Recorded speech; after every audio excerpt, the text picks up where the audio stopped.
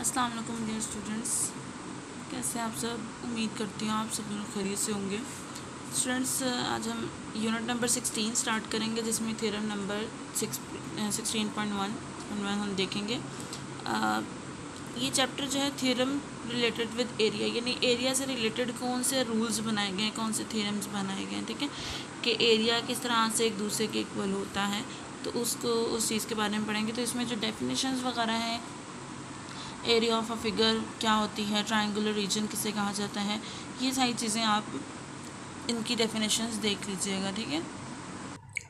इसी तरीके से कॉन्ग्रुएंट एरिया एक्सियम, एक्सियम क्या चीज़ होती है, कोई असूल, कोई रूल बनाना, ठीक है। तो एरिया के मुताबिक क्या रूल बनाया गया कि अगर दो ट्रायंगल्स इक्वल, जैसे कॉन्ग्रुएंट हम कहते हैं कि एक ट्रायंगल, जैसे हमने चैप्टर नंबर 12 पीछे जो थ्योरम देखे थे हमने, उसमें क्या था कि ट्रायंगल्स जब एक दूसरे के कॉन्ग्रुएंट प्रूव की थी हमने। तो अगर ट्रायंगल्स एक दूसरे के कॉन्ग्रुएंट हैं, यानी इक्वल हैं, हाँ, साइज़ के लिहाज से भी और शेप के लिहाज से, तो हम उसको कहते हैं कि उसका फिर जो एरिया, यानी जो फर्स्ट ट्रायंगल का जो एरिया है वो फिर सेकंड ट्रायंगल के एरिया के इक्वल होगा। यानी यहाँ पे अगर हम प्रूफ एक्चुअली इसी को ही किया है हमने, लेकिन अगर ये चीज़ें इक्वल हैं तो फिर उनका एरिया भी इक्वल होगा। तो ये हम इसी रूल को एरिया का रूल बना रहे हैं, ठीक है। तो इसलिए हमें एरिया एक्सियम कहा जाता है इसे, ठीक है। बाकी rectangular reason, between the parallel, same parallels, ये सारी जो डेफिनेशन है आप लोग देख लीजिएगा, ठीक है। और इसमें जो भी प्रॉब्लम हो वो फिर हम ग्रुप में डिस्कस कर लेंगे। 16 थ्योरम की तरफ आते हैं। 16.1.1 थ्योरम, फर्स्ट थ्योरम जो हमारा बहुत इंपॉर्टेंट थ्योरम है, आपके जो पेपर्स में भी चैप्टर नंबर 12 और चैप्टर नंबर 16 में से कोई एक थ्योरम लाजमी आता है, ठीक है। Parallelograms on same base has and between the same parallel lines or of the same altitude are equal in area। तो इसमें क्या बात हो रही है, पैरेललोग्राम के बारे में बात की जा रही है कि वो सेम बेस के ऊपर हों तो उनका जो एरिया होगा वो भी इक्वल होगा। अपने काम आते हैं थ्योरम की तरफ कि हम इसको किस तरह से प्रूव कर सकते हैं, ठीक है जी। तो यहाँ मैंने इसका थ्योरम लिख लिया है, ठीक है जी। तो थ्योरम क्या है, पैरेललोग्राम्स, एक नहीं दो पैरेलल, यानी एक से ज़्यादा पैरेललोग्राम हो सकती हैं, ठीक है। आपकी बुक में दो बनाई गई हैं, तो गिवन के मुताबिक हम पहले इसकी डायग्राम बना लेते हैं। डायग्राम से हमें फिर आसानी हो जाएगी कि हम इसके गिवन जो स्टेटमेंट है वो बना सके, ठीक है। डायग्राम क्या दी हुई है कि एक जो पैरेललोग्राम है वो सेम बेस के ऊपर होगी, यानी जैसे ये बेस है, ठीक है, इसको हम ए बी का नाम जैसे दे दें, तो ए बी के ऊपर कोई पैरेललोग्राम है, ठीक है। पैरेललोग्राम आपको पता है, पैरेललोग्राम ऐसी शेप होती है इसके एंगल्स 90 डिग्री के इक्वल नहीं होते, बट पैरेलल लाइंस होती हैं उनकी, ठीक है। तो यानी पैरेलल लाइन से मुराद कि यहाँ जिस डायरेक्शन की ये लाइन है उसी डायरेक्शन में ये लाइन भी होगी, ठीक है। तो ये पैरेललोग्राम है, इनमें एक एंगल 90 से कम होता है और इस एंगल को देखा जाए उसी के ऑपोजिट तो वो 90 से ज़्यादा होता है एंगल, ठीक है। तो ये ABCD हमने एक पैरेललोग्राम बना ली, ठीक है। अब दूसरी बात क्या है यहाँ पे कि अब हम किस तरह से इसको प्रूव कर सकते हैं। अब यहाँ पे बात की जा रही है कि पैरेललोग्राम्स, यानी एक से ज़्यादा पैरेललोग्राम, दो पैरेललोग्राम्स हैं, तो दूसरी पैरेललोग्राम आप कैसे बनाएंगे, AC बेस के ऊपर बननी है तो आप किस तरह से बना सकते हैं। जैसे यहाँ से आप इसके मिड पॉइंट से एक लाइन ड्रॉ कर लें, जहाँ से भी, ठीक है, तो वो B से आप अटैच कर दें, ठीक है। अब इसके पैरेलल यहाँ पे लाइन होनी चाहिए, इसी बेस के ऊपर हो और इसके पैरेलल हो, तो उसके लिए आप इस लाइन को एक्सटेंड कर सकते हैं, ठीक है। तो यहाँ पे जो मैं दूसरी लाइन लगाऊंगी वो इसके पैरेलल होगी, जैसे ये लाइन इसके पैरेलल थी तो ये लाइन इसके पैरेलल होनी चाहिए, ठीक है।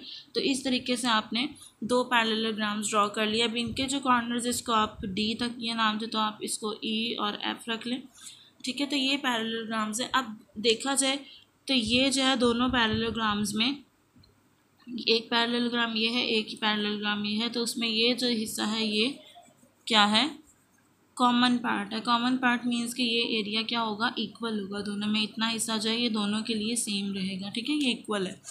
तो अब ये चीज़ आपको गिवन है। यहाँ पे गिवन के लिए आप क्या लिख सकते हैं कि दो पैरेललोग्राम्स आपको गिवन होंगी, ठीक है। एक तो ये चीज़ है कि टू पैरेललोग्राम्स, कौन कौन सी, ABCD, ठीक है, और दूसरी एंड ABE, ई एफ, ये दोनों जो पैरेललोग्राम्स हैं ये इक्वल, ठीक है जी। तो अब दूसरी चीज़ हमें क्या दी है कि ये इनका जो बेस है वो सेम, यानी ये जो है ये सेम बेस है on same base. Same base कौन सी है इनकी? ए बी, यानी जो दोनों पैरेललोग्राम है एक ही बेस के ऊपर बनी है। ये क्वेश्चन में गिवन था कि वो जो पैरेललोग्राम्स है उनसे बेस होनी चाहिए, ठीक है। दूसरी चीज़ क्या बताई है कि वो बिटवीन जो है वो सेम पैरेलल लाइंस के हैं, ठीक है। ये क्या है? बिटवीन सेम पैरेलल लाइंस, यानी ए बी और डी ई के, ठीक है। यानी ये जो सेम पैरेललोग्राम्स है ये दो सेम पैरेलल लाइंस के दरमियान में, यानी एक ही तरह की दो पैरेललोग्राम बनी है तो सॉरी पैरेलल लाइंस हैं तो उन्हीं के दरमियान में ये दोनों जो पैरेललोग्राम्स है वो बनी हुई हैं। तो ये जो बेस है उनकी या पैरेलल लाइंस है वो दोनों की सेम है। ये चीज़ें दी हुई हैं और आपने प्रूव क्या करना है? टू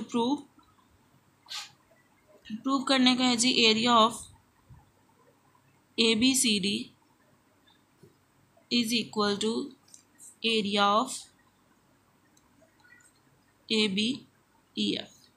ये आपने प्रूव करना है कि जो इतना जो एरिया ये है उतना ही एरिया ये वाला भी होगा, ठीक है। तो उसके लिए आप प्रूफ किस तरह से कर सकते हैं, उसकी तरफ आ जाते हैं। प्रूफ के लिए आपको स्टेटमेंट्स और रीजंस देंगे आप। स्टेटमेंट आप किस तरह से आप ले सकते हैं? अगर आप देखें तो हम पहले इन दोनों पैरेललोग्राम्स का एरिया चेक करते हैं, वो कितना एरिया होगा, ठीक है। Area of A B C D parallelogram, A B C D का जो एरिया है वो किसके इक्वल होगा? अब आप देखें ये टोटल जो शेप है वो किस शेप, किन दो, जो यहाँ पे दो इसके पार्ट्स बने हुए हैं, ये हिस्सा और साथ में ये हिस्सा। तो आप कह सकते हैं कि जो टोटल ये जो पैरेललोग्राम है ये वाली ए बी सी डी की, वो किसके इक्वल है? Area of A B E D या डी ई, ठीक है, plus the area of B C E, ठीक है। यानी इस एरिया को और इस ट्राइंगल के एरिया को अगर ऐड करें तो ए बी सी डी का टोटल एरिया आपको मिल जाएगा, ठीक है। तो ये आपने किससे किया, या आप रीज़न दे सकते हैं कि हमने बाय एरिया एडिशन रूल या एरिया एडिशन एक्सियम। जैसे एक्सियम की बात की थी कि एक्सियम क्या होता है? एक रूल होता है जो हम बनाते हैं, ठीक है। एक पहले बने हुए रूल से नया रूल बनाना। तो ये हमें पता है कि एरिया, ये जो शेप है ये दो शेप्स हैं तो दोनों को ऐड करेंगे तो ए बी सी डी जो वो टोटल एरिया बन जाएगा। तो ये हमने एक रूल बनाया, ठीक है। इसी के तरीके से आप दूसरी जो शेप है, दूसरी पैरेललोग्राम है, उसका भी एरिया फाइंड कर लें। Area of A B E F वो कितना होगा? Area of A B E F वो होगा area of A B D E, यानी ये shape plus the area of D A F या ए डी एफ, ठीक है। तो ये भी आपने इसी रूल से आपने दूसरा भी एरिया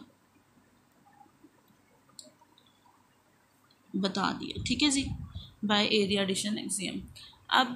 अब ये तो पता है कि ए बी डी ई और ए बी डी ई दोनों में सेम है, तो इट्स मीन कि ये हिस्सा तो बराबर होगा। बाकी अब ए बी सी ई और ए डी एफ जो है ये अगर सेम है तो फिर यकीनन ये दोनों एरिया इक्वल आंसर देंगे, ठीक है। यानी जैसे यहाँ पे आप फ़र्ज़ कर लें कि ये जो है आप 100 कह लें कि इसका 100 मीटर स्क्वायर जब इसका एरिया होगा, तो अगर ये वाला और ये एरिया दोनों ही 30, 20 या जो भी सेम एरिया के आते हैं, हम काउंटिंग मतलब उसको मेजर नहीं कर रहे, लेकिन हम बात कर रहे हैं कि ये एरिया जितना होगा उतना ही अगर ये एरिया ट्राइंगल्स का भी बन जाता है तो फिर ये टोटल एरिया सेम होगा, क्योंकि ये एरिया तो ऑलरेडी प्रूव्ड है कि ये सेम है, ठीक है, क्योंकि ये सेम है दोनों में एक कॉमन पॉइंट है, ठीक है।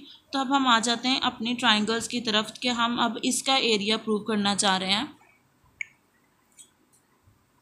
इन ट्राइंगल्स सी बी और B C E and A D F, इनकी तरफ आ जाते हैं कि इनका ट्राइंगल्स का आप एरिया किस तरह से मेजर कर सकते हैं। अब इन ट्राइंगल्स में अगर आप देखें तो the line A B E is equal to line A F, जैसे हमने चैप्टर नंबर 12 के थ्योरम्स में किया था कि अगर लाइन सेम है तो ट्राइंगल्स भी सेम होते हैं। हम पहले इस चीज़ को प्रूव करते हैं कि measurement of B E is equal to measurement of A D, यानी ये लाइन इस लाइन के बराबर है, ठीक है, क्योंकि ये ऑपोजिट साइड ऑफ पैरेललोग्राम है।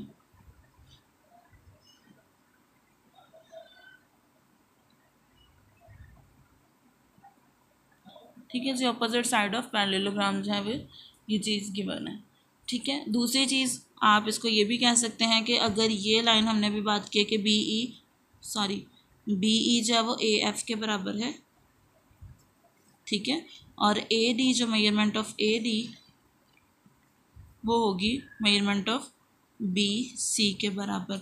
ये भी सेम इसी मेथड से हमने कह दिया कि ये ऑपोजिट साइड ऑफ पैरेललोग्राम्स, इस वजह से हमने इसको बराबर कहा है, ठीक है। तो अगर दो साइड्स बराबर हो तो हम फिर कहते हैं कि measurement of angle C B E जो है वो measurement of angle D A F के इक्वल होगा, यानी बी का एंगल और ए का एंगल इक्वल होगा अगर उनकी ट्राइंगल्स, यानी ये ट्राइंगल्स इक्वल है, दो साइड्स इक्वल है, तो फिर यहाँ वाला जो एंगल है वो भी सेम होगा, ठीक है। तो उसको हमने क्यों कहा ये हम बता देते हैं यहाँ पे कि हमने कहा है क्योंकि ये बी सी जो लाइन थी वो ए डी के पैरेलल थी और बी ई जो लाइन थी अभी जो हमने ऊपर प्रूव किया है वो ए एफ के पैरेलल थी, ठीक है। तो अगर लाइंस पैरेलल हैं तो फिर उनका जो एंगल है उनके दरमियान में वो भी बराबर होगा, ठीक है। तो अगर तीनों चीज़ें प्रूव हो जाती तो फिर हम कहते हैं कि ट्रायंगल बी सी ई वो इक्वल है ट्रायंगल डी ए एफ के।